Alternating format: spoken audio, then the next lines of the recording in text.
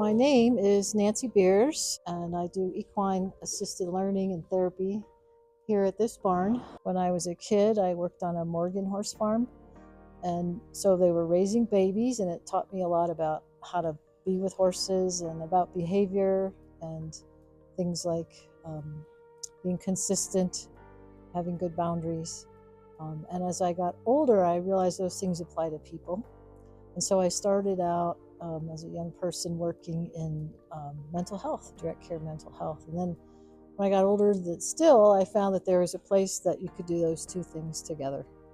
And that's where I've been ever since. I've got Rio with me today. She's a 10-year-old mare, and she's one of our rock stars. We work together helping people learn about horses, but then in turn learn about themselves as well. It's all done on the ground here. We're not doing any riding. This style of working with horses is very much about collaboration and cooperation versus control. When you're working in a therapy situation, most people, especially you mentioned trauma survivors, haven't been safe. They're concerned about safety. So if someone was hesitant about trying equine assisted therapy, I would say we are going to keep you safe. We do a fair amount of teaching about what the horse's body language is saying. So we're going to teach you those things. We're going to give you the tools. There's going to be 2 of us at least always watching and keeping you safe and the horse safe. We'll move into more and more challenging things, but it's very slow. When you start to get outside of yourself and start caring about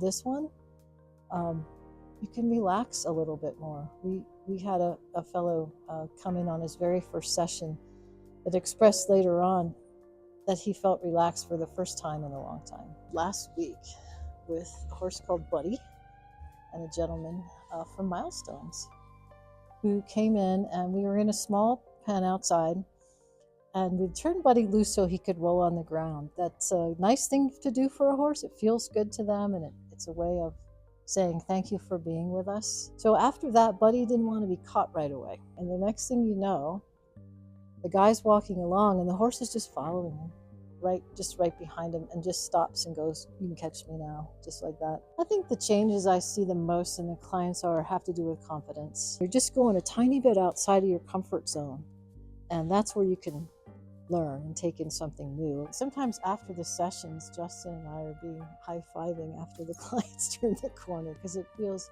exhilarating to see that they made a connection, they took a step, they tried a new thing, they built a relationship that they didn't have when they came in. It's exhilarating.